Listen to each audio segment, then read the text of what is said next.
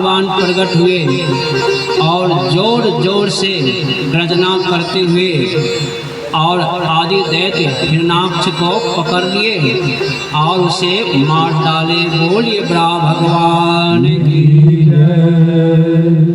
तृतीय अवतार में देवर्षि नारद जी का हुआ, जो नारद जी निष्काम कर्म का प्रतिपादन किए।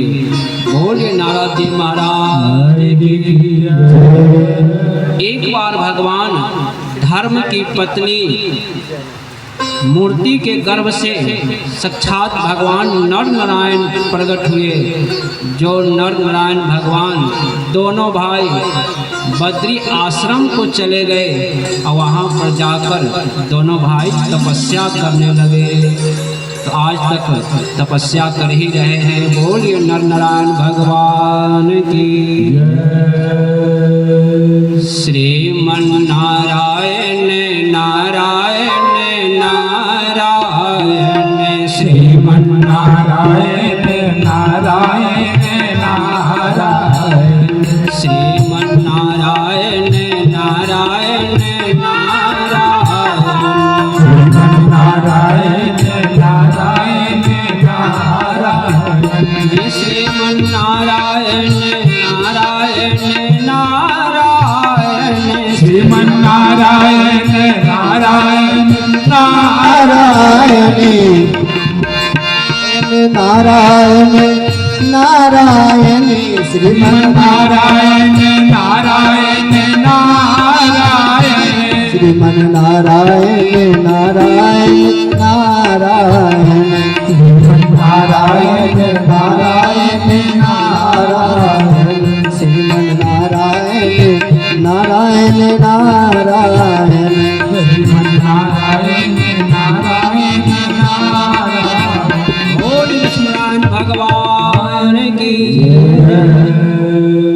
पंचम अवतार में करदम जी के घर माँ देवहूति के गर्भ से साक्षात भगवान कपिल देव जी प्रकट हुए, जो बड़े सुंदर सांख्य शास्त्र का प्रवचन किए। बोलिए कपिल देव भगवान की। छठे अवतार में महाराज अत्रि जी के घर माँ अनसुईया के गर्भ से साक्षात भगवान दत्तात्रेय प्रकट हुए, जो दत्तात्रेय बड़े सुंदर सांख्य शास्त्र का प्रवचन किए। बोलिए दत्तात्रेय भगवान की। सातवें अवतार में माँ अकुति के गर्भ से साक्षात भगवान यज्ञ भगवान प्रकट हुए। बोलिए विष्णु भगवान की। और अष्टम अवतार में नाभि जी के घर माँ मेरु देवी के गर्भ से ऋषभ भगवान का प्रकट हुआ, जो ऋषभ भगवान सब गुण में श्रेष्ठ थे, इसलिए उनका नाम पड़ा ऋषभ। ऋषभ। बोलिए ऋषभ भगवान की। एक बार भगवान मत्स्य रूप में प्रकट हुए, राजा वैवस्वत मनु की रक्षा किए। बोलिए मत्स्यावतार भगवान की। श्री सूत जी कहते हैं कि हे ऋषियों, एक बार भगवान कमठ कछुआ का रूप धारण करके अपने पीठ पर मंदराचल को धारण किए और देवता लोग समुद्र का मंथन किए। जब मंदराचल नाचा ना तो कमठ भगवान को बहुत आनंद आया और आराम से सो गए। बोलिए कमठ भगवान की। एक बार आदि दैत्य हिरण्यकश्यपु को मारने के लिए भगवान खंभे फाड़ करके प्रकट हो गए। भगवान खंभा फाड़ करके प्रकट हो गए। हिरण्यकश्यपु ने प्रहलाद से कहा कि बताओ तुम्हारा ठाकुर जी कहाँ है। क्या इस खंबा में है? तो प्रहलाद ने हाँ भर दिया कि हाँ हमारे प्रभु इस खंबा में है, सर्वत्र व्यापक है। तो हिरण्यकश्यप को नहीं रहा गया, उठाया गदा और जोर से प्रहार किया। प्रहार करते ही वह खंभा फट गया और उससे नरसिंह भगवान प्रकट हो गए। बोलिए नरसिंह भगवान की। देखिए आज कितने भगवान प्रकट हो रहे हैं, धराधर भगवान प्रकट हो रहे हैं। श्री सुत जी कहते हैं कि हे ऋषियों, एक बार भगवान श्री कश्यप जी के यहाँ माँ अदिति के गर्भ से 52 भगवान प्रकट हुए। 52 भगवान देखने में 52 थे, 52 अंगुल के थे, इसलिए उनका नाम पड़ा 52। जो महाराज बलि से 3 पग पृथ्वी मांगे और 2 ही पग में सब कुछ छीन लिए। देखिए भगवान भी छल करते हैं, किसके लिए? अपने भक्त के लिए। श्याम छलिया का भेष बनाया, बलि से राज छीनने आया। श्याम छलिया का भेष बनाया, राज छीनने आया। श्याम 52 का भेष बनाया, बलि देखने आया। श्याम छलिया का भेष बनाया, बलि से राज छीनने आया। श्याम छलिया का भेष बनाया, राजा बलि से राज छीनने आया। श्याम 52 का भेष बनाया, इंद्र के काम बनाने आया। श्याम का भेष बनाया, राजा इंद्र से छीनने आया। बोलिए 52 भगवान की जय। देखिए हमारे नीरज शाह के दरवाजे पर कितने भगवान प्रकट हो रहे हैं, ये तो अहोभाग्य है। श्री सुत जी कहते हैं कि एक बार भगवान किसके यहाँ? कहते हैं परशुराम रूप में भगवान प्रकट हुए, जो क्षत्रियों का 21 बार संहार करके इस पृथ्वी को ब्राह्मण कश्यप जी को सौंप दिए, अपने महेंद्र पर्वत पर चले गए। बोलिए परशुराम भगवान की। एक बार भगवान महाराज दशरथ जी के घर 4 रूप में प्रकट हुए। महाराज दशरथ जी के घर भगवान 4 रूप में प्रकट हुए। देखिए हम लोग कथा अमृत पान करने जाते हैं तो इंद्र वर्षा करने लगता है, इसीलिए कलयुग है, कलयुग में सब बाधा पहुंचाता है। तो बोलिए भागवत भगवान की जय। तो महाराज दशरथ जी के घर माँ कौशल्या के कई सुमित्रा के गर्भ से भगवान 4 रूप में प्रकट हुए। राम, लक्ष्मण, भरत और शत्रुघ्न, जिससे हमारे नीरज शाह के घर 4 पुत्र है ना, 4 भाई। हाँ, उसी प्रकार महाराज दशरथ जी के घर 4 भगवान प्रकट हुए। राम जी, भरत जी, लखनलाल जी और शत्रुघ्न जी। जन्म लियो रघुरैया, अवध में बाजे बधैया। जन्म लियो रघुरैया, अवध में बाजे बधैया। जन्म लियो रघुरैया, अवध में बाजे बधैया। रघुरैया, अवध में बाजे बधैया।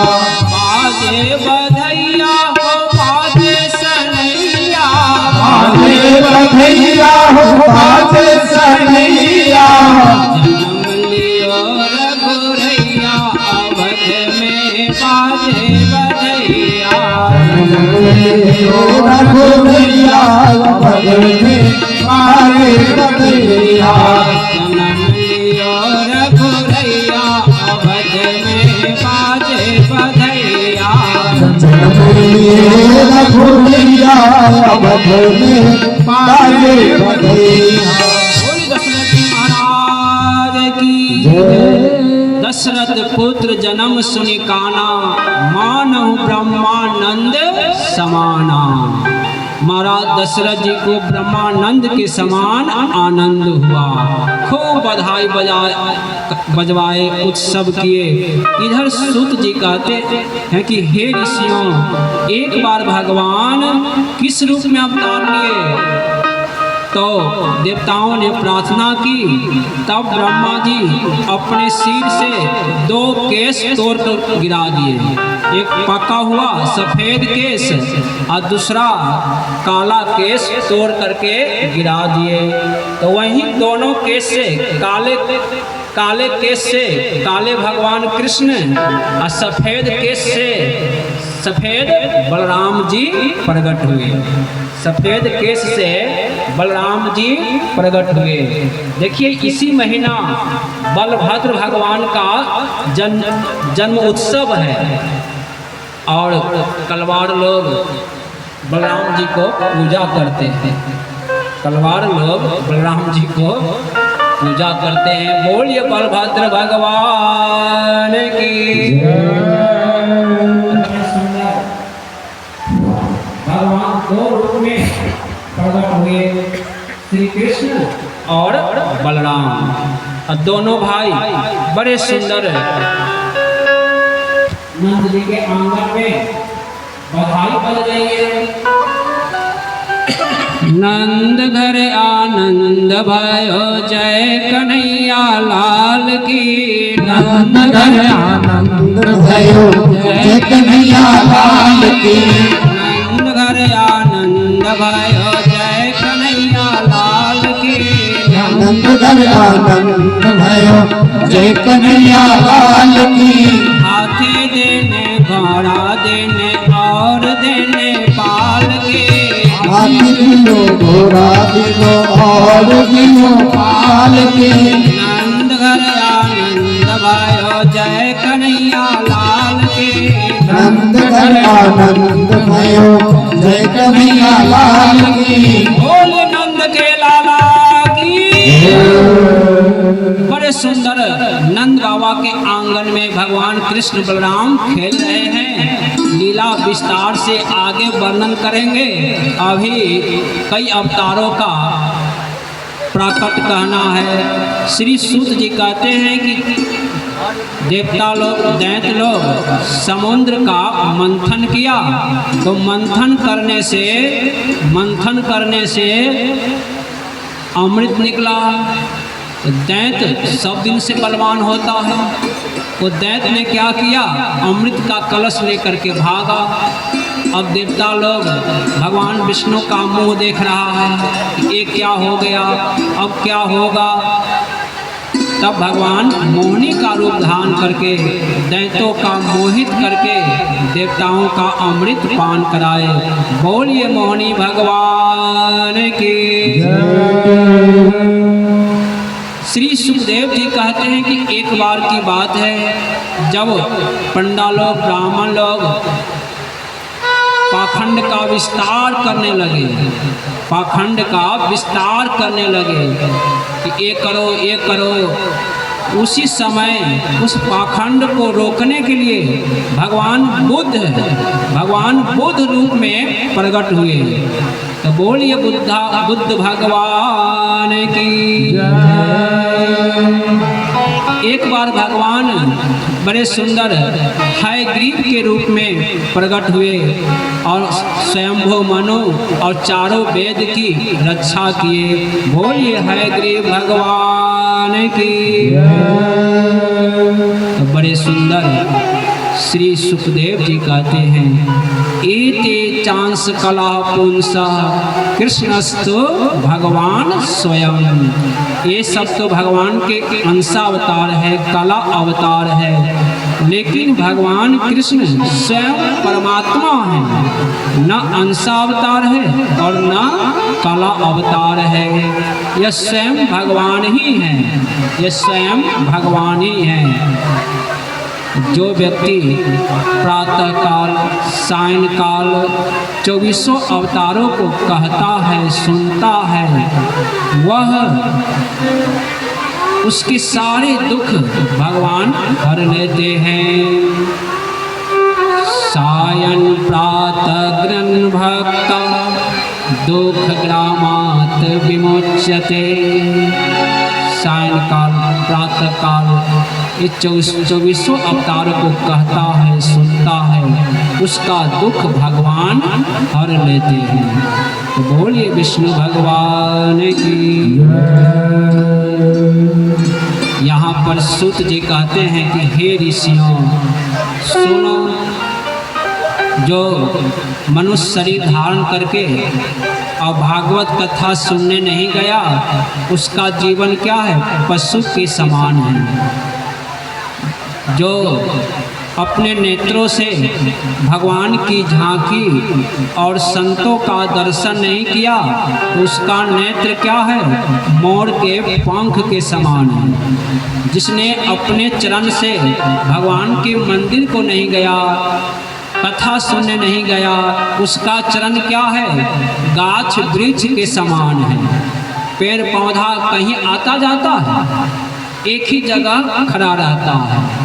जो भागवत कथा सुनने नहीं जाए, तीर्थ यात्रा करने नहीं जाए, किसी मठ मंदिर में नहीं जाए, तो उसका चरण क्या है? पैर क्या है? गाछ वृक्ष के समान है, अर्थात व्यर्थी है। भगवान हाथ दिए हैं दान पुण्य करने के लिए। जिसने अपने हाथ से कहीं दान पुण्य कभी नहीं किया है, तो उसका हाथ क्या है? व्यर्थ ही है। उसका हाथ क्या है? व्यर्थ ही है। ये एक ब्राह्मण था, बड़ा कंजूस था, वो कभी दान पुण्य नहीं करता। ब्राह्मण लेना जानता है, देना नहीं जानता, देना नहीं जानता है। जबकि ब्राह्मण का धर्म है दान देना और दान लेना।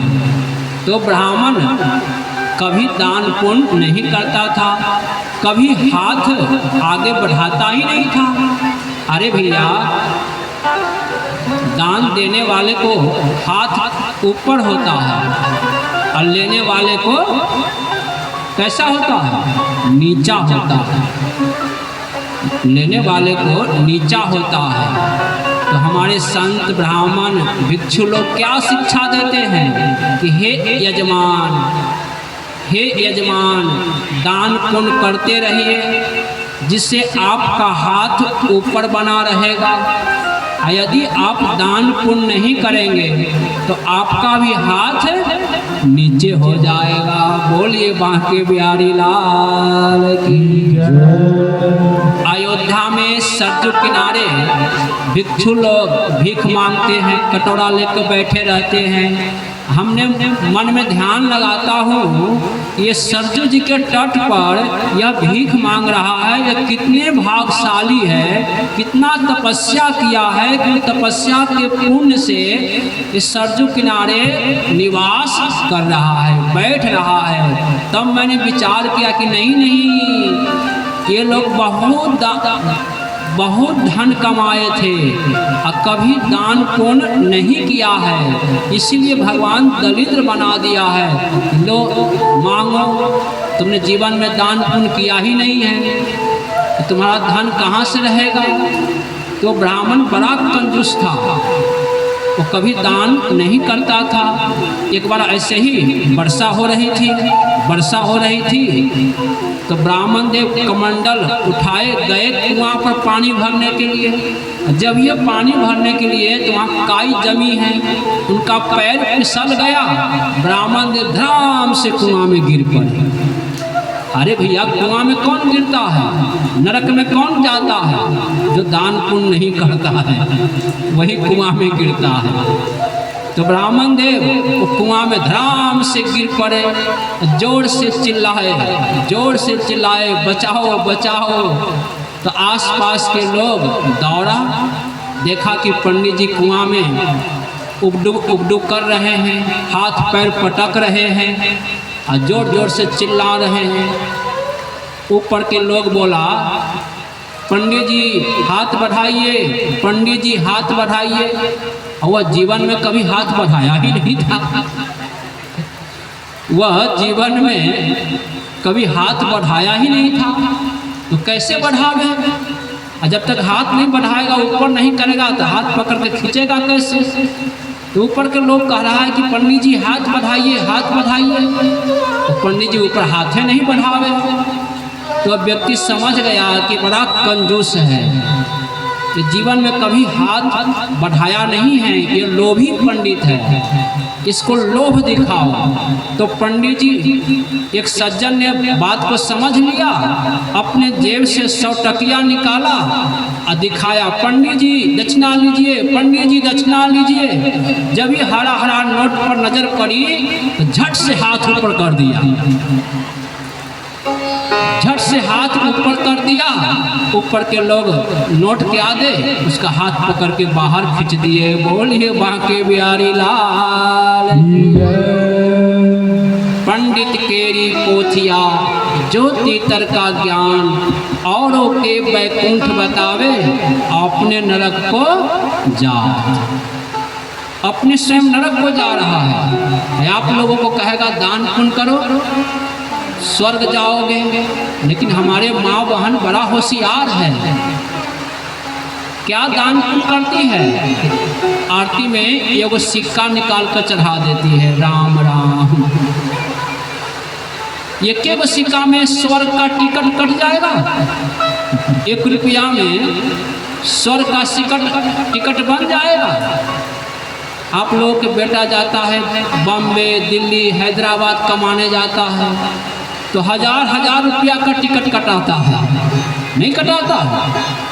हजार रुपया का टिकट कटा कर जाता है बॉम्बे कमाने। यहाँ आरती में 1 रुपया दान करेगा और अपना छत पर चढ़ जाएगा, ऊपर देखेगा कि मेरे लिए स्वर्ग से विमान आ रहा है, मेरे लिए विमान आ रहा है। कबीर साहब कहते हैं,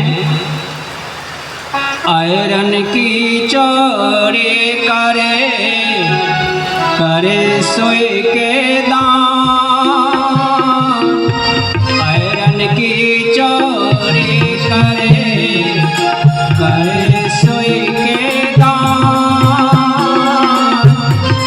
ऊपर चढ़ देखे कहाँ आवत विमान रे भैया, कहाँ आवत।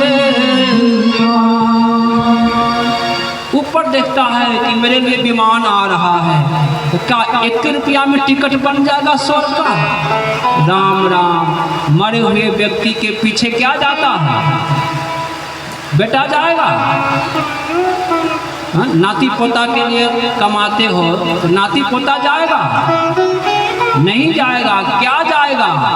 दान। मरे हुए व्यक्ति के पीछे दान जाता है, तो अपने हाथ उठा करके दान पुण्य कर लोगे, वही तुम्हारा है। और कमा करके छोड़ दोगे, वो सब बेटा पुतों को हो जाएगा। बोलिए बांके बिहारी लाल की।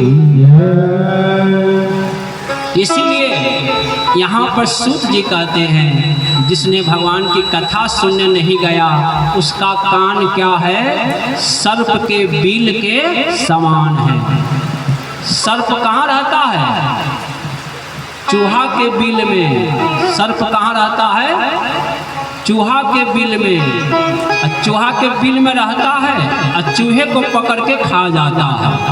जैसे संत ब्राह्मण देख रहे हैं, 2 दिन से का नाम है, सत्येंद्र साहब के दरवाजे पर रह रहा हूँ, इन्हीं के घर में रह रहा हूँ, इन्हीं को खा रहा हूँ, है कि नहीं? इसीलिए सर्प के समान संत लोग रहते हैं, जिसके घर में रहते हैं उसी को खा जाते हैं। बोलिए बांके बिहारी लाल की।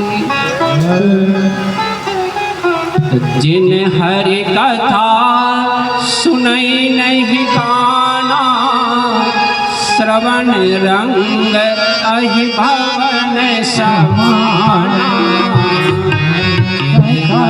सुनई नहीं काना, श्रवण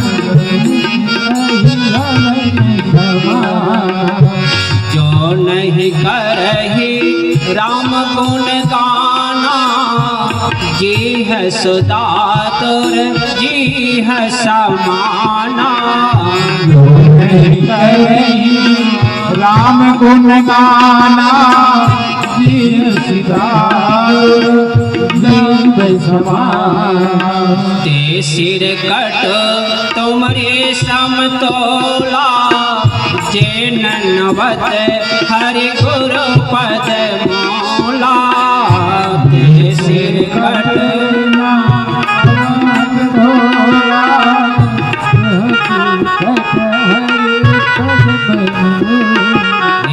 जिसका सिर भगवान के चरणों में, संतों के चरणों में, ब्राह्मणों के चरणों में नहीं झुकता है, उसका सिर क्या है?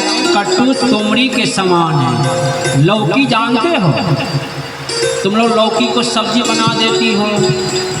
एक कड़वा लौकी होती है जिसकी सब्जी नहीं बनती है।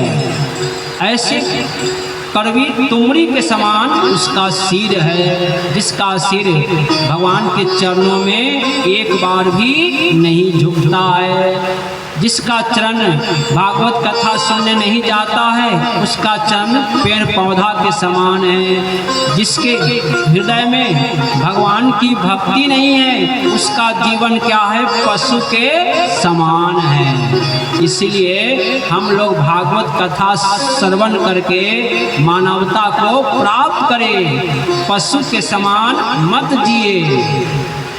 देखते हैं कबीर साहब कहते हैं, खान पान और भोग में पशु भी सुजान, और कहाँ चतुरता मनुष्य को जो न भजे भगवान। मनुष्य की चतुरता इसी में है कि भगवान का भजन करे, भागवत कथा सुने।